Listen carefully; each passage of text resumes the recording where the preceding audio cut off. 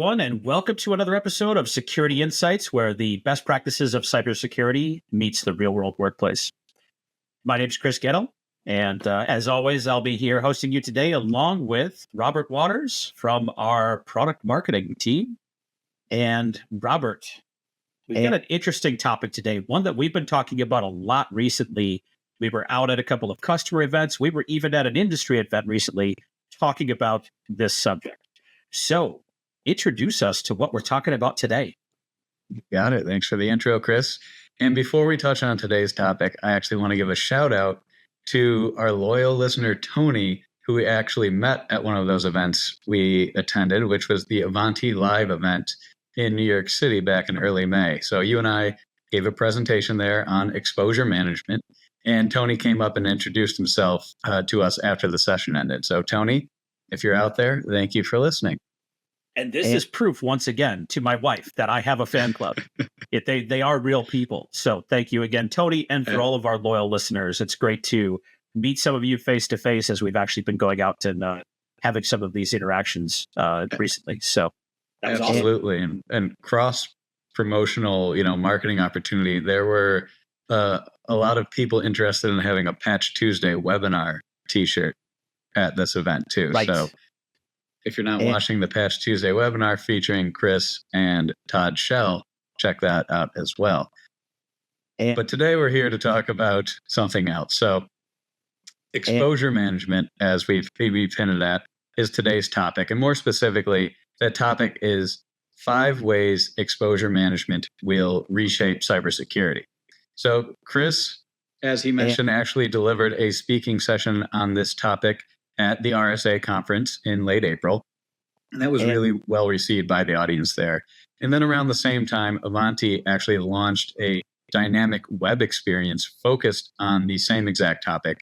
And we've gotten a lot of positive feedback around that as well. So for those reasons, we thought this topic might also appeal to our podcast listeners. And essentially what we're talking about is that the continued emergence of exposure management has the potential to fundamentally alter the field of cybersecurity and how it's viewed at a business level. And we've come up with 5 different projections that we believe to be likely outcomes of that emergence. In this episode, we'll do a quick flyby of all 5 of those projections. Then in future follow-up episodes, we'll circle back and talk about how organizations can guide their exposure management strategies to prepare for each of these potential paradigm shifts. So without further ado, let's dig in, starting with projection number 1. And that is that the concept of attack surface will significantly broaden. So organizations have traditionally thought of attack surfaces in terms of hardware and software. But we know that modern organizations rely on a much more diverse set of cyber assets to conduct business. So Chris, what are some elements of modern attack surfaces that organizations might be overlooking? Yeah, so and depending on the size and type of organization you are, where you guys are on this journey, exposure management is really the evolution of vulnerability management. Think of it in the same way that antivirus went through the stages of going to heuristic-based instead of signature-based, and then on to next-gen AV, which was a step further, and then into the endpoint protection market, and then finally kind of merging with EDR to become what we now see as the endpoint protection and EDR platforms that most organizations rely on today. And the network security side has undergone the same thing. Traditionally, it was VPN. And then we had things like SWIG and CASB and a number of these additional security technologies that were managing access as we evolved to a anywhere, connected anywhere kind of ecosystem that we live in today. Well, the vulnerability management space has also had to start making these transitions. To traditional vulnerability management, you have your vulnerability scanner, whether it's Qualys, Rapid, Tenable, CrowdStrike, Microsoft Defender now is cropping up more and more in a lot of organizations. The vulnerability scanner was only one of the attack surfaces that we need to be worried about today. And as we look at how exposure management is expanding on this, we have to start to understand some more of those attack surfaces. So things like the external attack surface. EASM solutions were developed to look from an outside in and see what is the view that a threat actor can see. What are the things that are exposing me to public-facing risk? That gives me a better context. Just looking at the internal side doesn't give me the full context on understanding that additional risk to a public-facing actor. You may have internet-facing assets. I think most of us have hybrid environments where we've got a little bit of on-prem data centers still. Very few organizations fully get away from that. But a lot of us have one or multi-cloud environments along with our on-prem instances of whatever we're running as well. So we have these cloud services. We've got the introduction of IoT devices, OT devices. We've got additional third parties that come into this. We have our internal code and development processes. Now, Ivanti is specifically a software vendor, so we have a lot of that. But what about a bank who has a mobile app? And you have a development team. They're building an application. That application is serving out to your customers. That is an attack surface. You have to know what components in there from a code library perspective, from a code weakness or vulnerability perspective is out there so you can manage those vulnerabilities or exposures as well. So all of these pieces start to come together as additional attack surfaces that we need to encompass in this larger exposure management world. So it's really evolving from the traditional, silos within, like I have a DevSecOps vulnerability workflow. I have a traditional infrastructure vulnerability management program. I've got a cloud security program. Each of those things running independently give us part of that perspective. We need to figure out how to bring that together and get the holistic view. So that's really what Projection 1 is focused on, is how do we broaden our view and really bring that into a single point of visibility. We're not going to consolidate all those tools necessarily, but as part of this, we need to break down those data silos and make sure that we can see across each of those tool sets to get our full risk perspective. Spot on, yeah. And everything you mentioned there is a really tangible asset. They're devices, things you can touch. Exposure management is still very early days. It's still being defined. The full scope of what it means is still up in the air, but there are people who are looking at intangible assets, as part of that attack surface as well. So your data, your user identities, are those all things that need to be accounted for as well? So again, we're doing the high level today, but when we do a follow-up episode, that might be something we want to get into. Yep. And cool. All right. That wraps up projection number 1. So let's move to number 2. So projection number 2 from our list of 5 ways exposure management will reshape cybersecurity is organizations will shift towards an all-encompassing view of cybersecurity risk. And there are 2 halves to this projection. First, risk management really rests largely with the security team. It's a siloed discipline such that its implications for the core business are not properly aligned with how it's treated at an organizational level. And second, risk management also often revolves around point products designed to address specific security threats.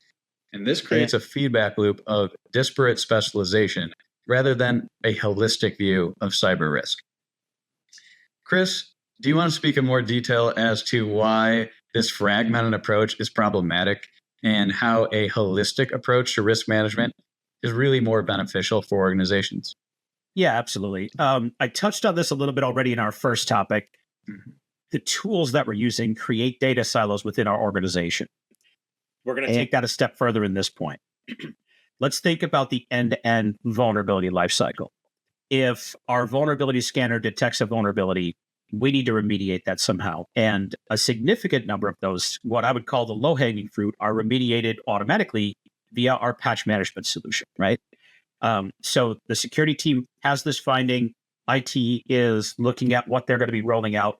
We have to bring these 2 data silos together and get these teams working more collaboratively. Now, I think each of you will be able to figure out pretty quickly which type of organization you're in. Those that are already kind of thinking towards this exposure management view, are bringing those teams together. They're trying to break down those silos. They're trying to figure out how to do that handoff more smoothly within those organizations. If you're still doing this via email and the IT team is waiting for security to tell them what to do, that's not a great way to approach the exposure management process, because it slows us down.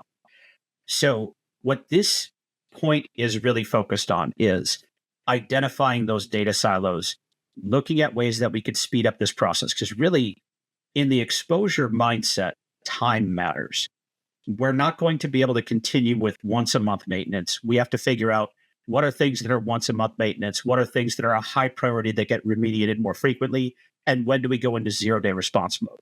That's a simple dynamic of the exposure management mindset that's going to be changing the way a lot of organizations do things. But to do that, we also have to think about the tools, the data silos, and how work is going to get done, so we can break down those silos into a way where not necessarily eliminating them, but bringing them together in a way where we can collaborate more effectively. Asset is another good example of that. Asset management, or asset visibility, more importantly, becomes an essential part of exposure management. Your traditional vulnerability scanner is only dealing with known vulnerabilities. That's a device I know and a finding that I know about. What happens if there's a device out there that I know about and it's not getting visibility from a vulnerability perspective? It's not managed by the patch solution. It's not managed by the asset solution. I have a known unknown in that case, right? So we have to think about the different data silos that we've got and how each of them can feed in to complete the different pieces of the exposure management ecosystem. Asset visibility, findings through to remediation. All of these pieces are going to be focused on cross-team functionality, multiple solutions, and breaking down those data silos. 100%. Yeah, it's like I mentioned in the question, and you mentioned your answer. There's the product, the data silos, and the team silos, and they kind of feed into each other. If your products are siloed, your teams are going to be siloed, and vice versa. So it's figuring out a way to bring both halves of the equation together. That's important. Perfect. All right. Let's now move to projection number 3 of 5 from the ways exposure management will reshape cybersecurity. This is cybersecurity risk will transition from subjective to objective evaluation. So the metrics used by security operations teams today don't effectively translate to strategic planning, and that's owing to a lack of universally accepted standards. While security frameworks provide some guidance, they often focus more on what needs to be done rather than how to do it. Chris, how do you foresee exposure management sparking a transition away from that subjective approach to one that is more objective? Yeah, so if you look at, let's take SLAs between two different teams, just as a starting example. The security team, in a lot of our interactions with organizations, especially with our risk-based vulnerability management product, they come up with a SLA matrix. Mm-hmm. A critical vulnerability versus a high versus a medium, a low. Each of those have a different SLA in the security definition. When you get over to the patch management side, organizations still have a mindset of more of a maintenance-based remediation SLA. And a lot of organizations are focused on a 14-day SLA. Now, again, that more security-forward organization, a lot of those have 2 SLAs starting to come up on the remediation side. That's a 14-day for regular maintenance and 48 hours for 0-day response. So we don't go into 0-day response mode on the drop of a hat. We only do that when it's really necessary. So this projection is really focused on how do we get these metrics to align more? And then what does this mean as far as how we're going to execute on these metrics? So a good example of that would be, let's take 2 vulnerabilities, 2 examples. And actually, earlier this year, each of these examples existed. So the first example is on the May Patch Tuesday. There were 5 CVEs that were actively being exploited by threat actors. These were all being used in targeted attacks. So targeted attack meaning a subset or a small number of targets were being hit by this. There weren't any ties to like a ransomware family or a specific piece of malware that was in a large scope kind of execution. And there wasn't any specific industry vertical or anything like that that was being called out as the target. So those ones, and all I have to go on is it is being actively exploited, but it's not something that's happening everywhere in a large campaign, and we don't know who it's really targeting. So I don't have a tangible amount of information to tell me what the risk is other than, yes, it has been used in a few attacks that have been confirmed. That could be 1. It could be 50. If it was more than that, most likely it would look more like the other example. So our other example is going back to April. There was one 0-day on the Microsoft side that was released that month. It was tied to a ransomware family that was trending in a ransomware campaign that was, pretty impactful from a global perspective.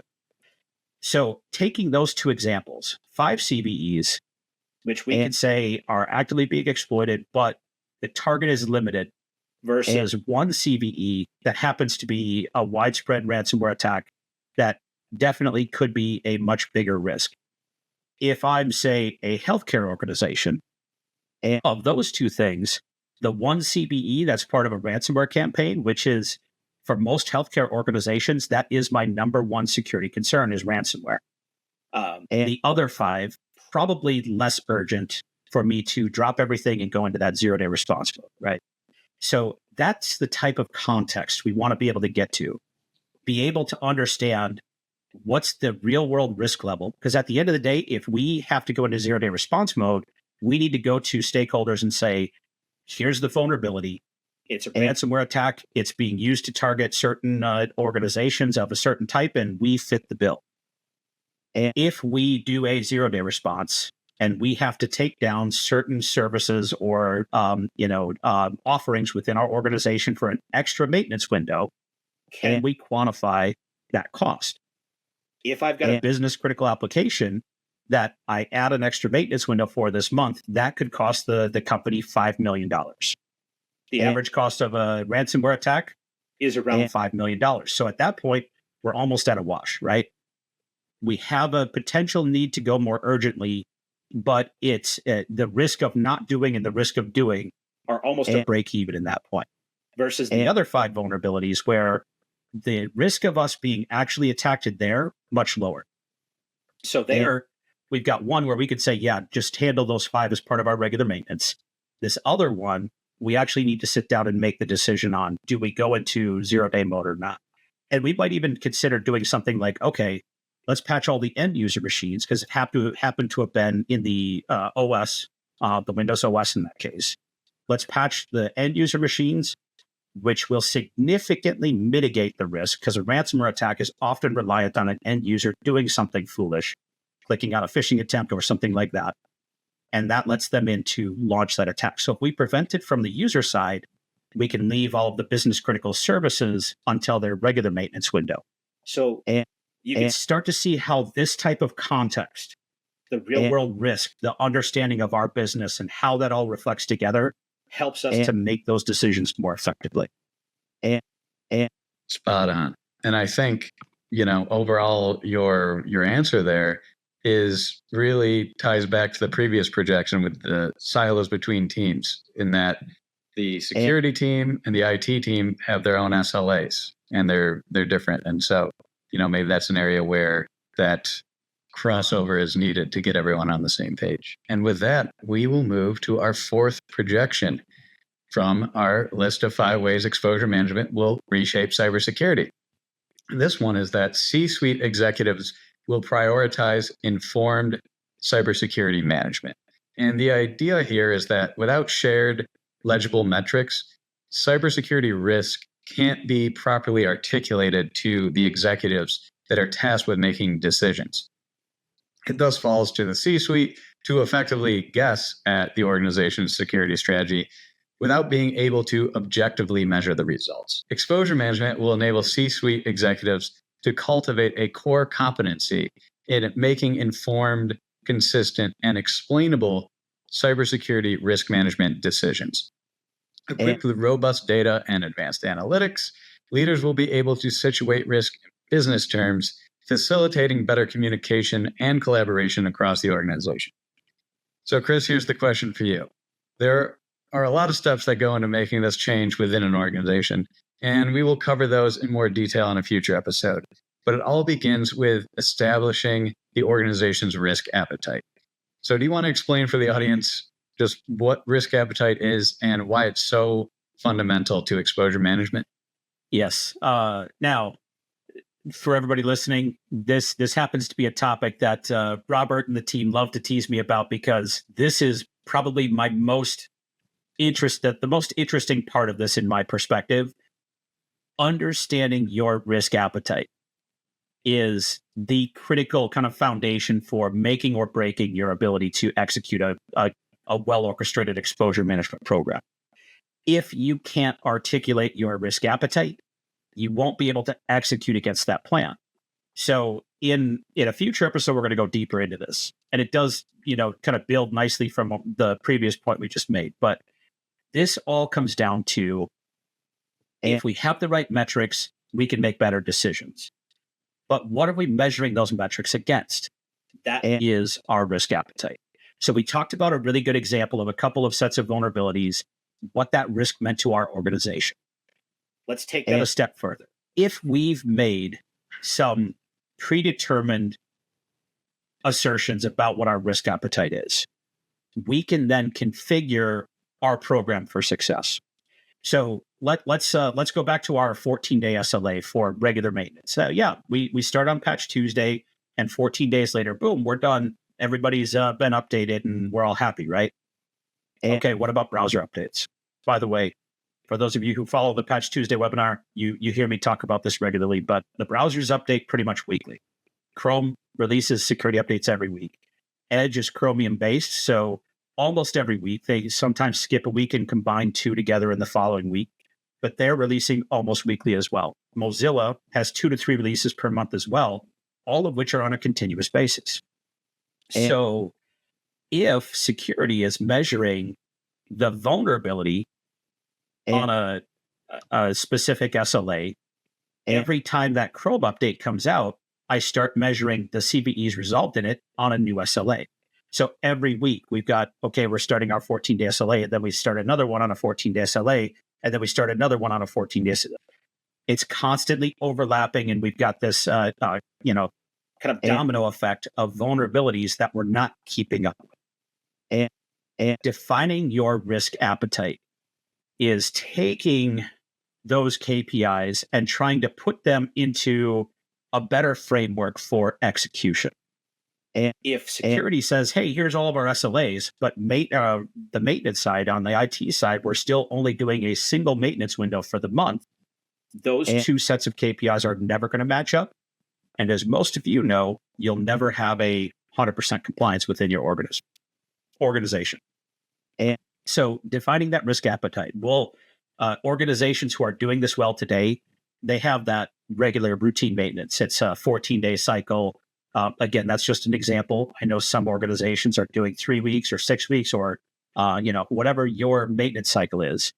You're still going to have that routine event each month that kind of kicks off and has so many days or weeks of progressive rollout across your organization.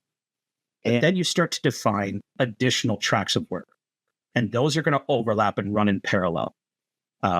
You may have a bucket that a lot of organizations are calling more priority updates, including things like the browsers or telecom apps or other things like that pose a high risk because they're continuously releasing. And threat actors are often targeting those because they can socially engineer their way into your environment. So that may become a weekly or even a daily activity. And then we have 0-day response. When we decide to respond to a 0-day, if our internal SLA is 48 hours, we don't want to stop everything and have to go configure to roll this update out. We want to be prepared for that, have that task already in place, and all we have to do is say, approve this update, and everything will start to execute from there. It should be that simple. Solutions are available on the market today, like our Ivanti Neurons for patch management solution, where you can do things that simply. A customer who's configured right with our solution can just take that CVE, add it into what we call a patch group, and that task is going to run. And in the case of zero-day response, most of them configure it for a daily assessment. If there's any new 0 days in there, it'll be assessed and it'll remediate as soon as it sees it. That means that I can respond very quickly by adding a single CVE in there. What if that CVE is in multiple products? Let's take that, Chrome and Edge example. If I've got a 0 day, which by the way, we just had 2 back-to-back 0 days a couple of weeks ago, I can approve that one CVE, and both Chrome and Edge will be included using that CVE. So that makes it so that I can respond to a vulnerability across multiple products if it exists in a common component. And I could do so very quickly. So when we talk about risk appetite, that's what we're referring to. How do we start to define the levels of risk we're accepting and the ways that we're going to remediate based on those risk levels? We know the browsers pose a higher risk and release more frequently. We're going to create a new maintenance track that's more continuous. The good news is browsers don't require an OS reboot to be able to update. So we can do that with a less disruptive approach to our environment, but do so more frequently than our OS updates for them. So that's what we mean when we start to talk about defining that risk appetite and configuring to basically execute our plans based on those new KPIs. Absolutely. Yeah. The risk appetite is so core to everything that exposure management is and stands for. It's so important.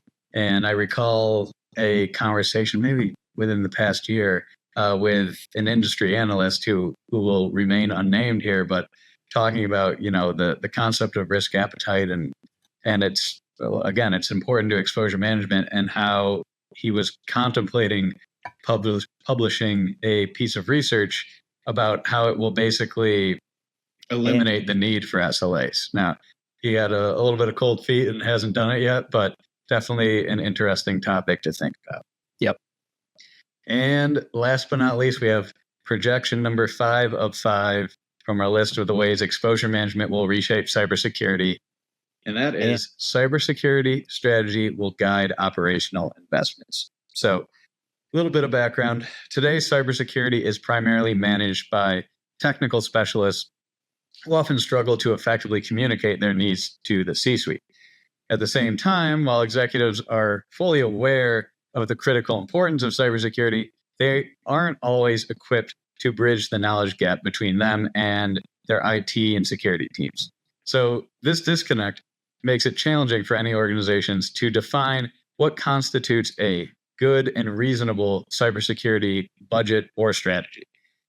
As a result, decisions are too often made on the basis of fear or industry trends rather than informed judgment. And that approach introduces misaligned priorities, inefficient resource allocation, and really just a lack of accountability.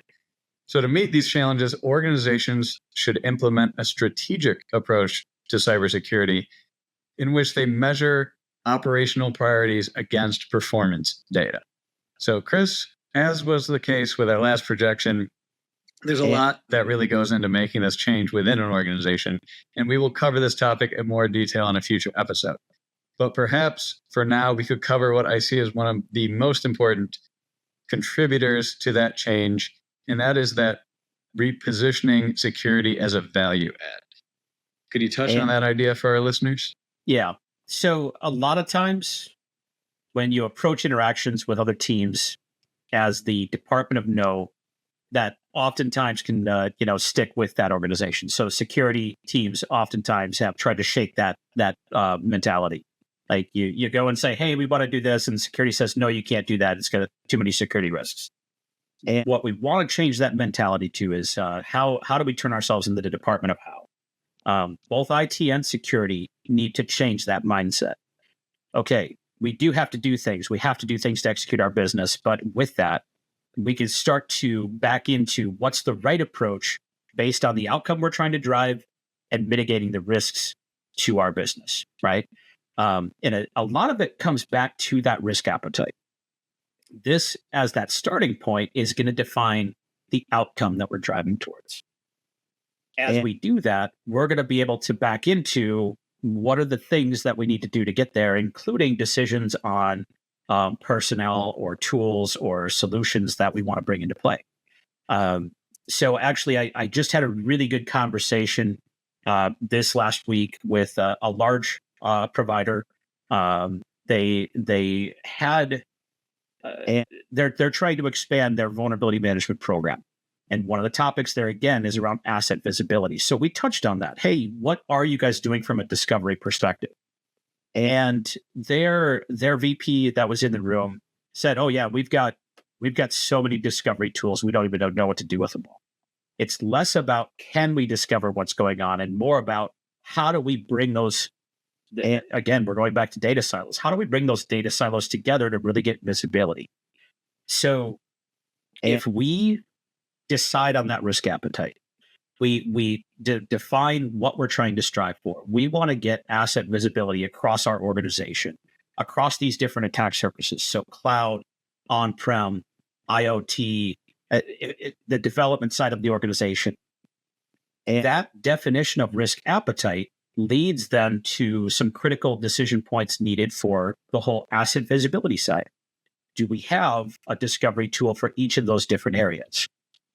If any of those overlap, maybe we could do some consolidation. But the more important part of that's going to lead to that potential buying decision is the next piece we need to do then is we need to break down the silos between those. How do we bring it into one place, aggregate that, and tie it to that vulnerability intel to understand the overall exposure level within our organization?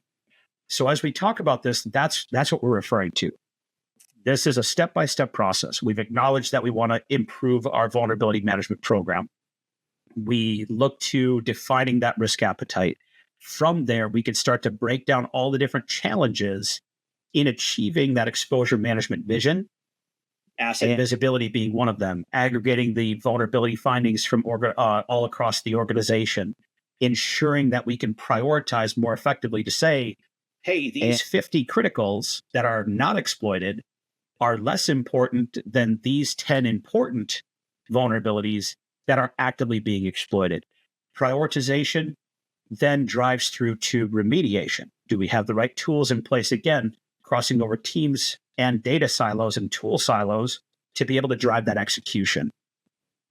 All kind of starting from that risk appetite definition, each of these things kind of build across, one on top of the next, but it all, if done well, will help guide the stakeholders and executive team to be able to identify where those cost investments are going to be spent. Right. All great points. And I love that starting point of moving from the department of know to the department of how. That just mindset shift is so important. So all good. And I will leave my comments at that because, like I've mentioned several times, we're going to get into all these topics in more detail in future episodes. So that is all for this episode. If you thought this topic was interesting, again, be sure to tune in to our next few episodes where we will do deeper dives on each of the 5 ways exposure management will reshape cybersecurity, specifically focusing on how organizations can guide their exposure management strategies to prepare for each of these paradigm shifts. But in the meantime, before those episodes come out, be sure to go to Ivanti.com and check out the How Exposure Management Will Reshape Cybersecurity web experience, where we get into more detail on this topic. And we have supporting resources you can use to actually, help you implement some of these changes at your organization. So hopefully I'm not misspeaking when I say there should be a link to that experience in the episode description, but I'll leave that up to our producers and video editors to take care of that, to throw that in there somewhere. But with that, Chris, why don't you bring us home? All right. Thank you, Robert. And thank all of you for joining us for another episode of Security Insights. And as always, feel free to share this episode if you liked what you heard and you think that there's somebody else who could take advantage of this information. We're going to be back next month, as Robert said, with the first of our probably 3-part additional episodes focused on getting deeper into each of these topic areas. Until then, stay safe, stay secure.